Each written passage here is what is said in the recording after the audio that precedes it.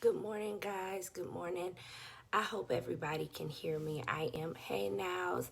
I am attempting to go live once again on both Instagram and Facebook. Good morning. Good morning. Hey Robin, guys. I'm super excited about this morning. Energy levels a little low. I have been sick. I have been sick this past weekend. Hey, Jametta. So if you all could bear with me. Hey, Vania. Hey, guys over there, Instagram world. Once again, I'm Shavetta Belton. I'm your life and professional coach, also the owner and a stylist at Divine Oasis Salon, and also uh, the creator of Take a Sip of This Morning Motivation. I'm really excited to be here this morning. I know I hopped on a little bit after 7. Y'all bear with me once again. I am actually getting over a stomach bug.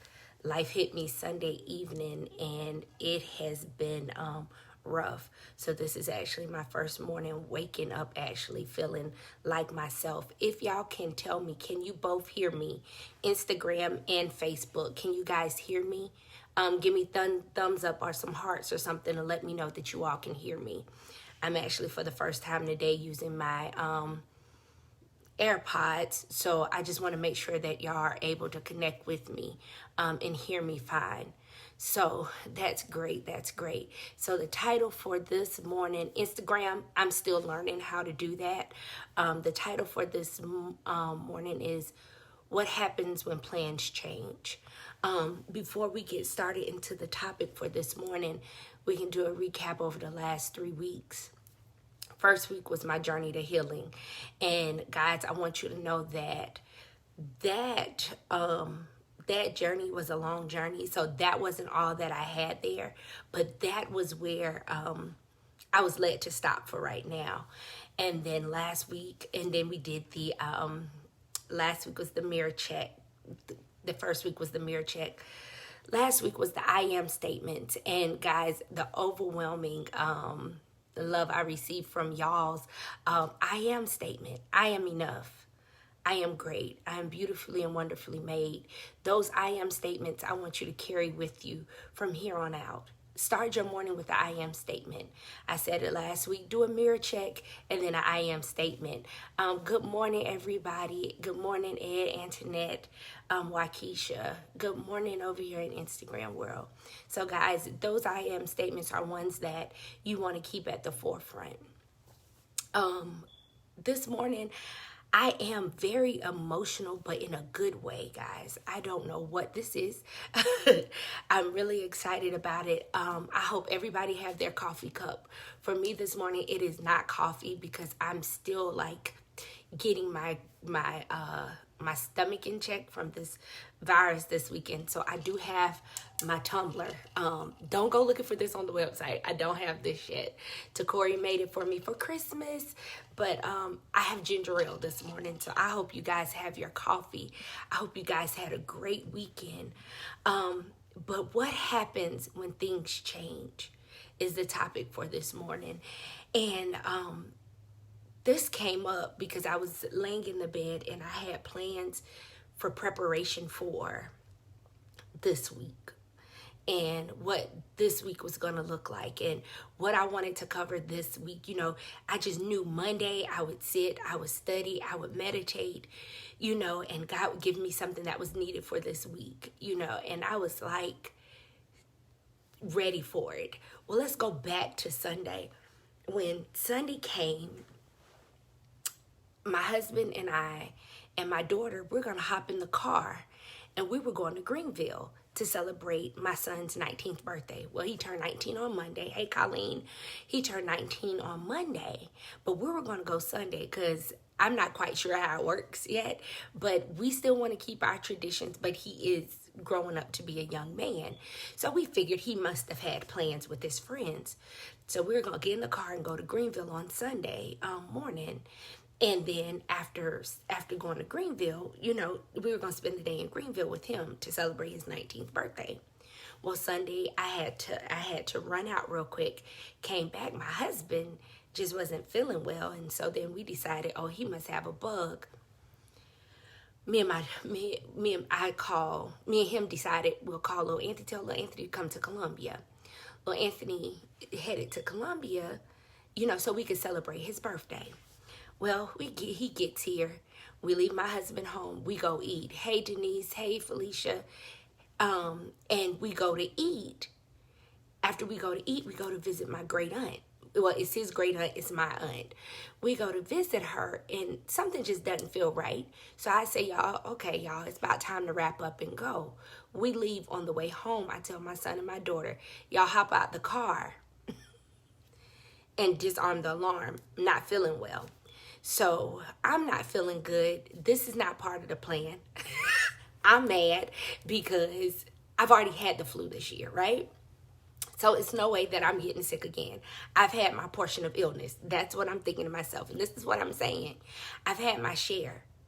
I just want to take care of him. I don't want to be sick. Because honestly, I'm always the one getting sick. And I don't want to be sick. So we get here. It could be just the crab legs and everything. The sauce or whatever just didn't make me feel great. So, and this didn't hit me till last night. What happens when your plans change? So I go, and at this point I realize, crap, I'm sick too. Well, it wasn't until something else happened. But I was sick too. First of all, out of our 20 years of marriage, Anthony and I have never been sick at the same time. Either he's sick and I can take care of him, which is never it's very few and in between. He has an immune system like a beast. Me, I get sick, he cares for me, right? So for me, I was like, this is not how this is supposed to work. This is not how this is supposed to work. So I get sick. We realize we probably should just get Morgan out of the house. So I text my sister. My sister calls my niece. My niece comes and picks up Morgan. By this point, we're realizing this thing is bad. Both of us are really sick. Good morning, guys that just joined on. Once again, I'm Shavetta Belton. I'm your professional life coach, the owner and a stylist at Divine Oasis Salon, the owner of Faith Plus Works Equals Success, and guys, so at that point, thanks for joining. At that point, I realized we're both sick. So Zakia comes and grabs Morgan, and Morgan stays with her. Well, I'm laying in the bed on Monday, and I feel myself getting severely anxious and quite frustrated a little bit because this was not the plan. And I know, niece, this was not the plan. First of all, I wasn't supposed to be sick again. Secondly, I had plans for my Monday. Monday, I was supposed to meditate. I was supposed to pray. I was supposed to study, and really get into being prepared for today, and so I could be ready for today. Well, Monday didn't work out that way. Monday was spent in my bedroom, not feeling good, to say the least. The virus does not allow you to keep anything on your stomach. So I found myself getting anxious. And by the end of the evening on Monday, Tuesday morning, it got even worse because it wasn't like I felt great. And I didn't have time to do my meditation or my prayer. I really didn't have the energy or the capacity to do any of it. Mind you, I'm looking over at this husband of mine that is doing very well. He's still not at 100% come Monday, but he's doing better. And I'm sitting there like, bruh, this is awful, you know? And so I'm trying to figure out what is going on. And I just felt myself getting anxious. And all of a sudden I heard, what happens when your plans change? How do you handle things when your plans change? And then as I was laying in bed yesterday, Best Man Holiday came on again. For some reason, that movie, it came up a couple weeks ago. I had my husband go up and get the older version came up. And then I asked him to go get Best Man Holiday, and we watched it. But at the end of the movie, if you've watched Best Man Holiday, you should have, because it's been out a long time. And I'm really not the movie buff that keep up with stuff. But when I love a movie, I love a movie. So Best Man Holiday, the woman was going through terminal illness. And she wanted all her friends around. Well, through this whole process, if you remember the movie, none of her plans really always went as she planned for them to go. Be it that they all didn't show up for dinner without arguing or fighting. She wanted it to be a kumbaya, a love moment, you know, where they all got together and they all brought joy together. But they all came with different things. So they all had moments of fighting and bickering, right? So, but this part for me came up while I was feeling like, what happens if your plans change? And at that moment where she was laying in the bed and he was playing, was supposed to go to his last game, and he was like, I'm not going. I'm not going. I'm not going. I'm staying here with you, because at this moment he knew it was at the end of her days. And she was saying, you know, no, you're gonna go. You're gonna go and you're gonna, you know, do this. The world needs you. He had a plan, but his plans change. And his plans only change because of the love he had for his wife in that place. Okay? So a lot of times our plans change for different reasons, in different ways. But that moment, his plans changed because the bigger picture was to give his wife her dying wish, because he knew it was the end of time. Just like all those people being in his house for Christmas. Hey, Candace, being in his house for Christmas was his wife's wish, because he knew she was leaving this world, right?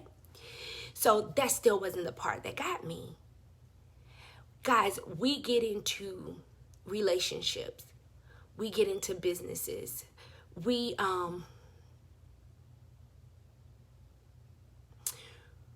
get into different things. And we always expect it to go one way.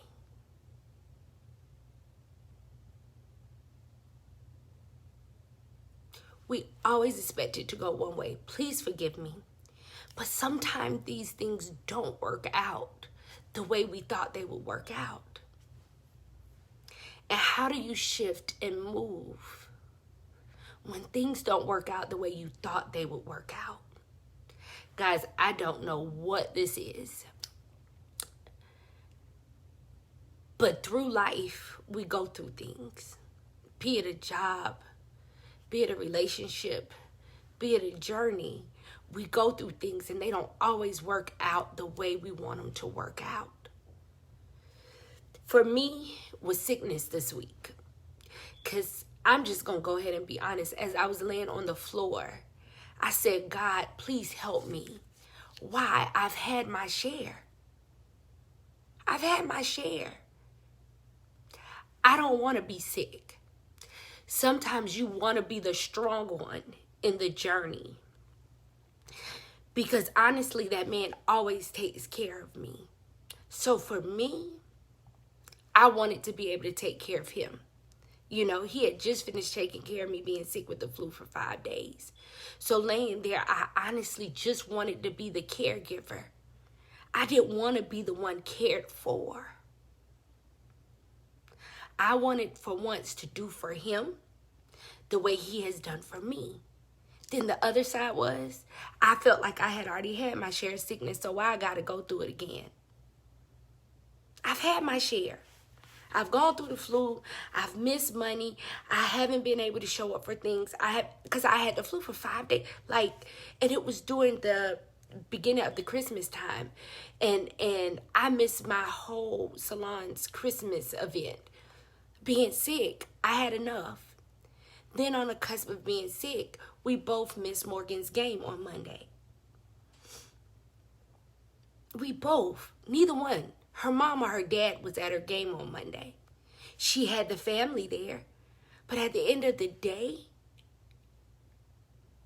her mom or her dad wasn't there. And that wasn't our goal. I just wanted to at least be able to fill in the gap where he couldn't. What happens when plans change? Because illness comes, death comes, brokenness comes. you know. And last night I was sitting and I was thinking, and I think I said it in the first one, you know, you don't tell people's story because you don't know when they're going to share their story. But I would share this snippet because I don't think she would mind. But I thought about my sister Shanta's marriage. And she's going to tell her story, and she's going to tell her journey, her and Dwayne's journey. But it has been an amazing journey. But what happens when things change? Things don't always change for the worse. Sometimes it changes for the better.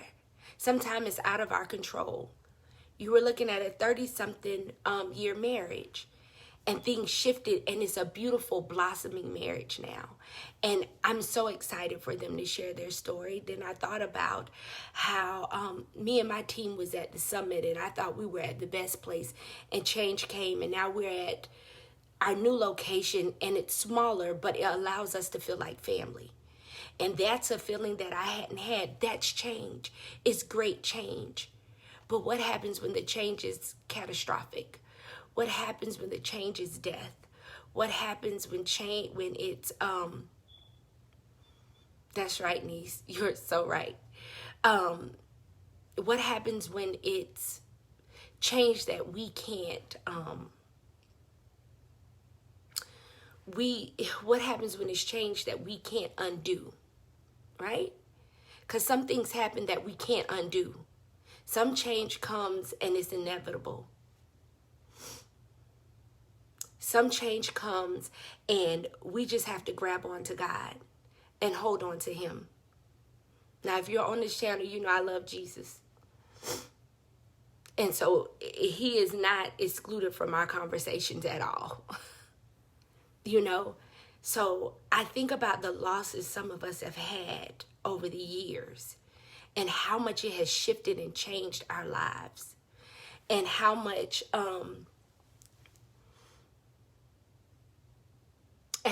this change has impacted our lives. Be it a mother, be it a father, be it a child, be it a grandparent. That change affects your life. That change shifts your life.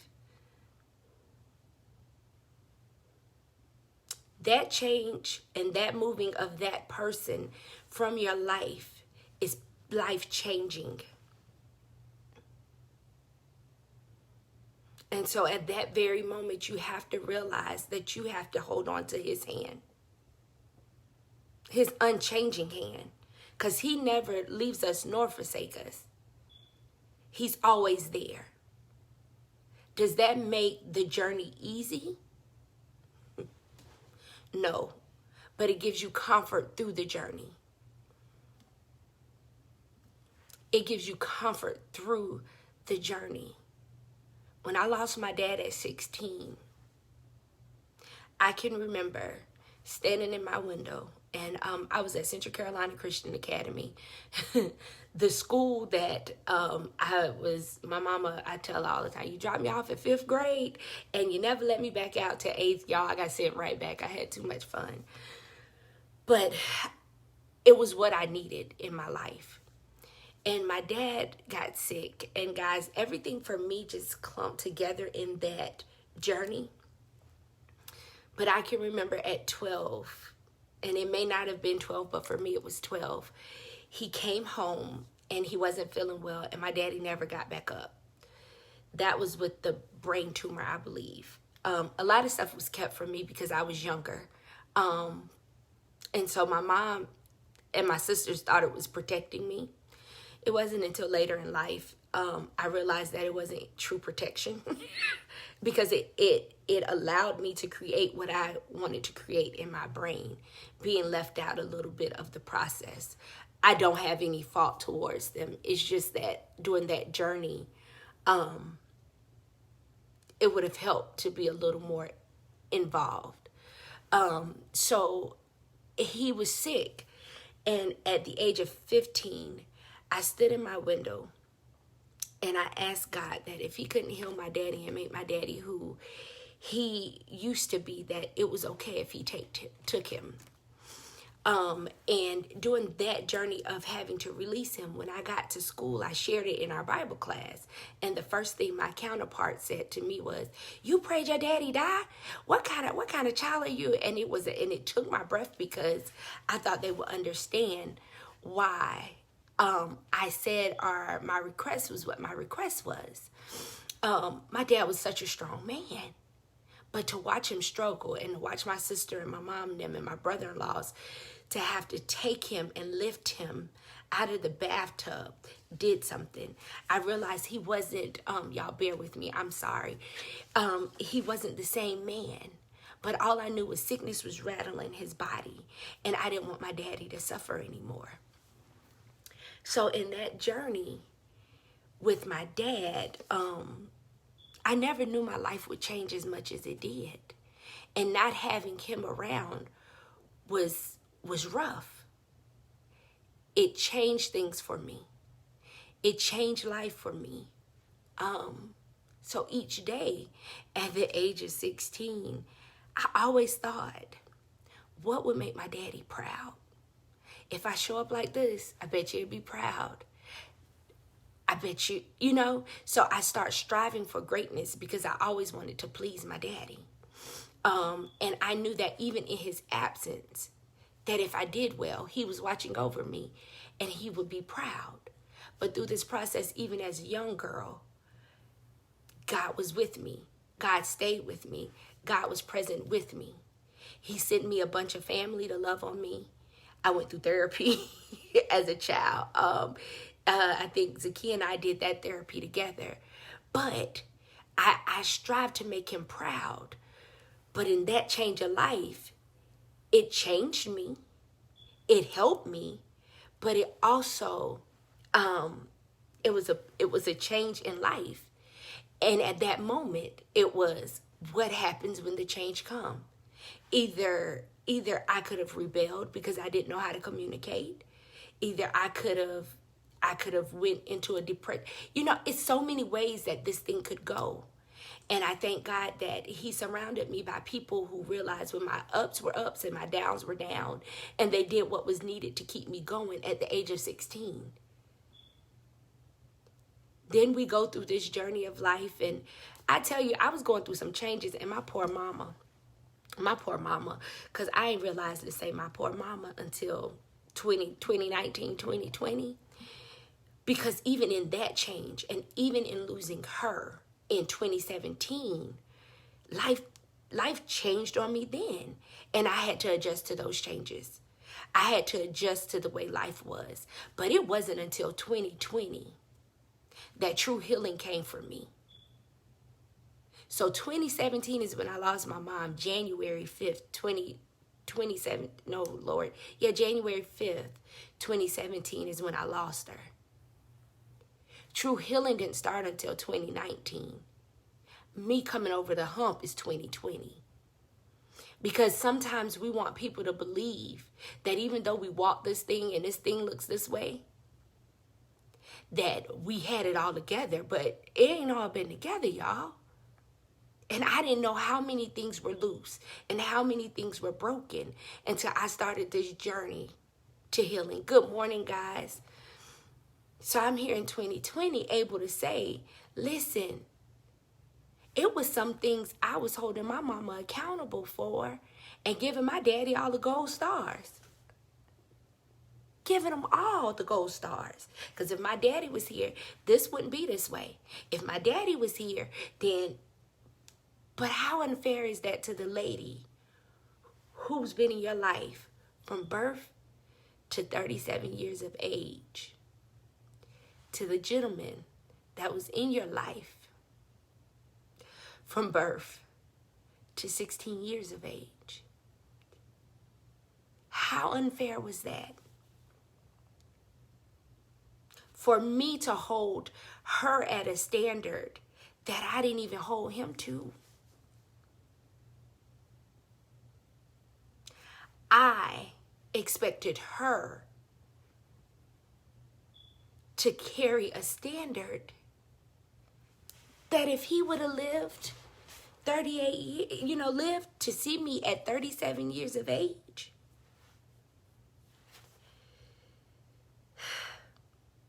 be here. You understand what I'm saying? Like, how do I know what he would have done? All I can base it off of is what he showed me when I was here. But it's so unfair. It was so unfair of me to hold my mom to a level of expectation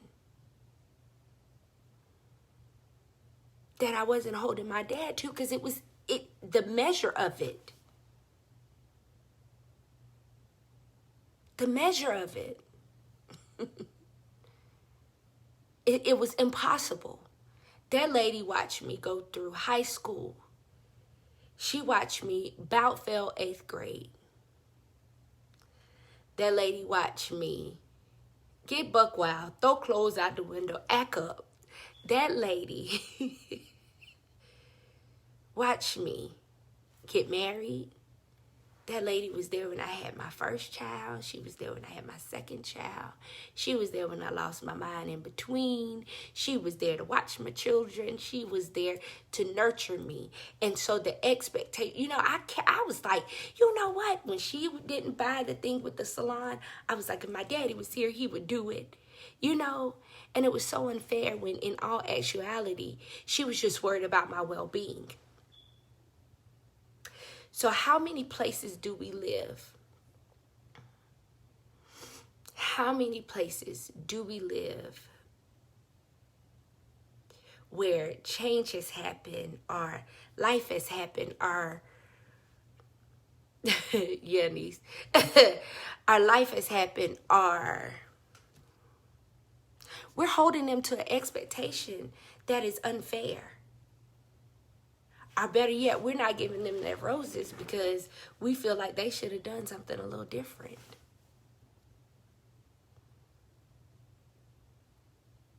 Guys, I don't even know how I got here, but this is where I am.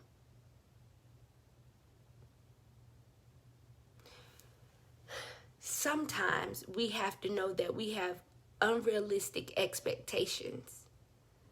Or we have our own expectations. I won't even say unrealistic. We just have expectations for people, and sometimes they're personal expectations that we have for people.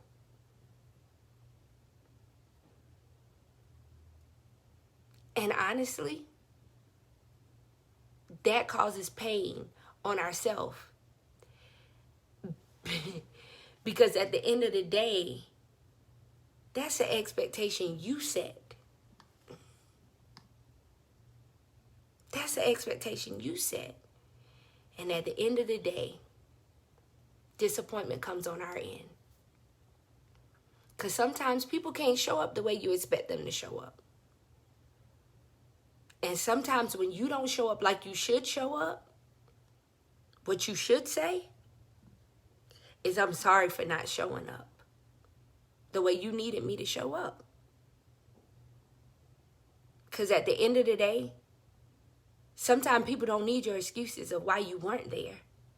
They just need to know that you will be there, and that you hear them this time, and you know this time that I messed up.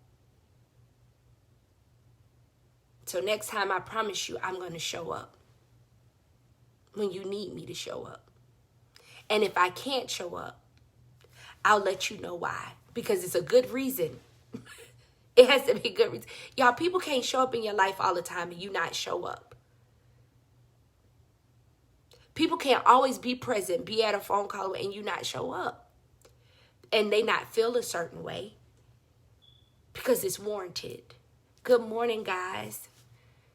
I know I said I was only staying on for 30 minutes, but I promise you last week, y'all, I felt like I was rushed. And guess what? I'm not rushing to get off at 7:30. I'll end the lives when I feel like I'm done. I promise I won't hold you with foolery, but it's a couple things that we just need to talk about. But honestly, guys,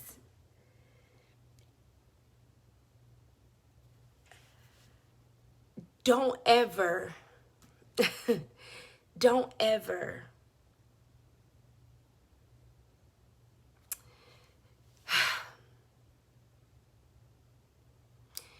That part, Kia. That part. Because guys, we have an expectation for people. And I apologize. I don't know if it's the emotions that got me going this morning, or what's pausing, but I just it's different things coming to me, and I apologize this morning. Cuz I'm in a flow, but it's one place to another. But for me, and I'm hot. I don't y'all getting the real me, all of me, with getting over this illness and everything.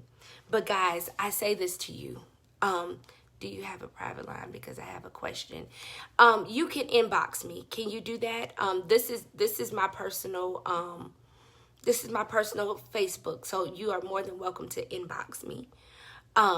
Guys, but let me stay on task.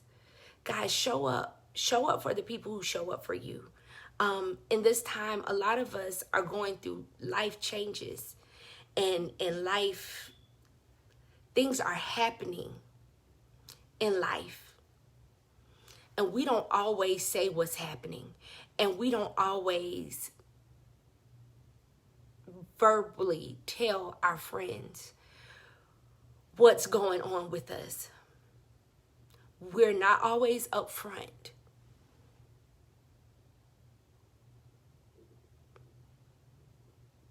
We're not always upfront. And we're not always open when we're broken.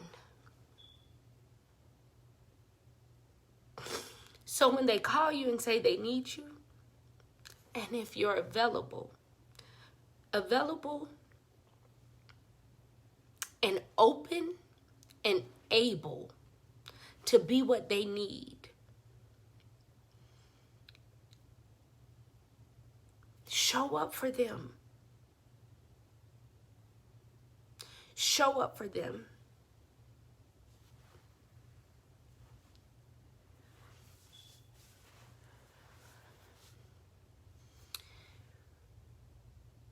You don't always have to have the right words. You don't always have to have the right verbiage. You don't always have to have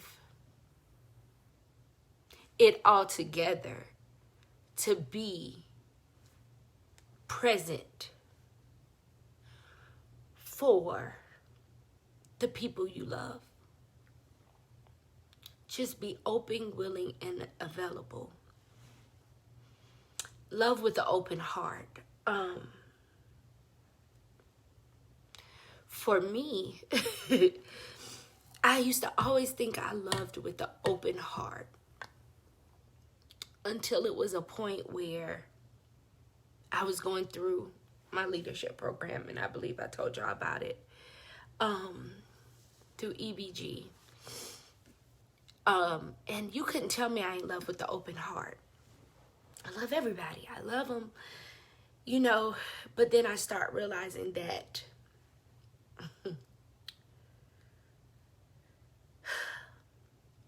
loving with the open heart and loving somebody a certain way so they'll love you back the same way so you can't get hurt, that's not loving with the open heart.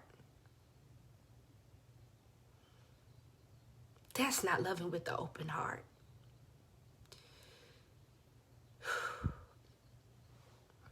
Setting boundaries so that you don't get hurt, but loving somebody is not loving with the open heart. Can you imagine if God set boundaries on how he loved us and how he forgives us and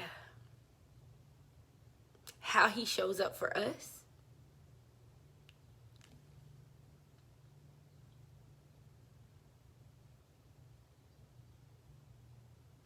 Can you imagine what that would be like on the other side for us?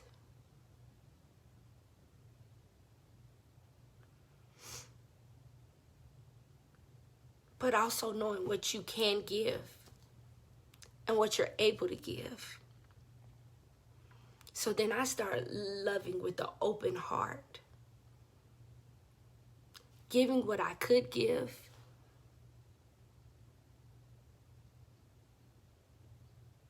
sharing what I could share, and being mindful of what I could give and being mindful of what I couldn't give. But being authentic when I showed up and loving with the purest part of me.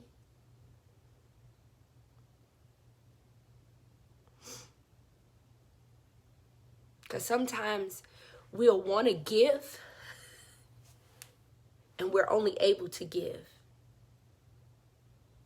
And if you try to give this and your capacity is this, then it's not. You're not going to be able to reach. And you'll end up broken and hurt. Not because anybody did anything, but you're trying to fill a spot that is not yours to fill.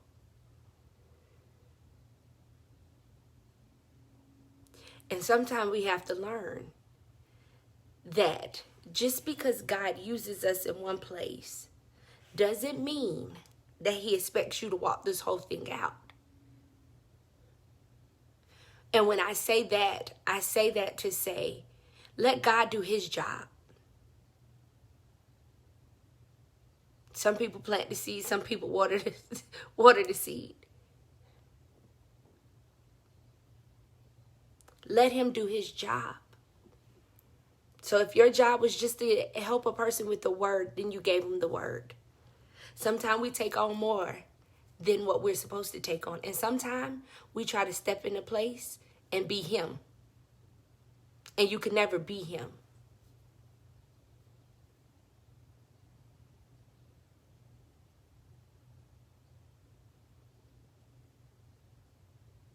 You can't be him.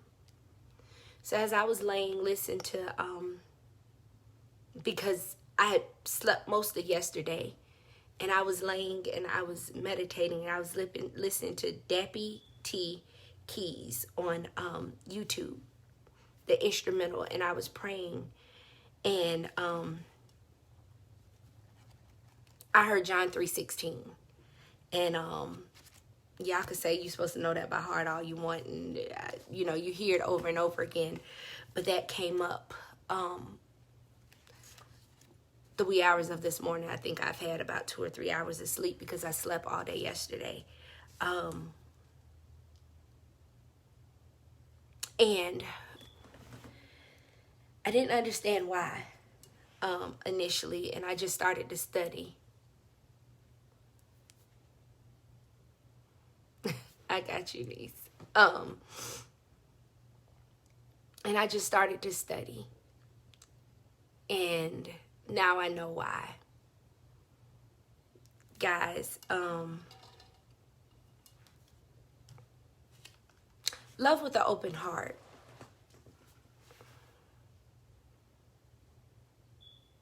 Love with an open heart. And truly love the people who love you. Truly show up for the people who show up for you.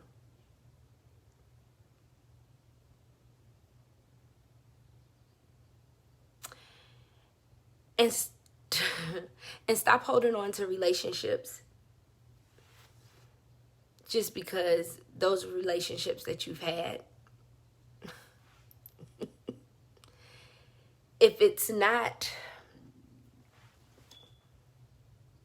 and that doesn't mean you have to cut people off. That doesn't mean you have to kick them the boot. That doesn't mean that you can't love them. That doesn't mean you don't show up. You understand what I'm saying? When I say cut, deal with relationships accordingly. Make sure people and things are set where they should be set.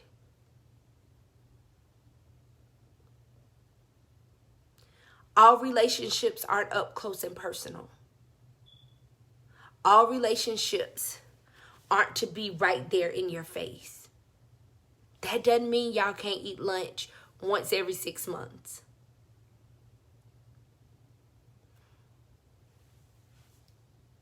understand. Make sure that relationships are set where they're supposed to be set, so that you can love with an open heart, so that you can be present for the ones that you're able to be present for. Remember, our job is to love people with the love of Jesus Christ daily. Show them by your actions, not by your words. I think I've lost the connection on Facebook. I don't know why. Guys, I'm signing off. I'm Shavetta Belton. Okay, so it did start going out. Jametta, I'm Shavetta Belton, your life and professional coach. The owner and a stylist at Divine Oasis. The maker of Faith Plus Work Equals Success. And thank you for coming and hanging with me this morning with the sip of morning motivation. I hope this has blessed you, because it has blessed me. Thank you for not counting it robbery, for hanging with me this morning. I love you all, and I look forward to our journey together. I'll be here next Wednesday at 7. I can't promise you that it'll be 30 minutes. Oh, but I tell you, this needs to be an hour. Well, we're going to see what we can do. I love you guys. I love you. I love you so much. And I will talk to you all soon. Mwah.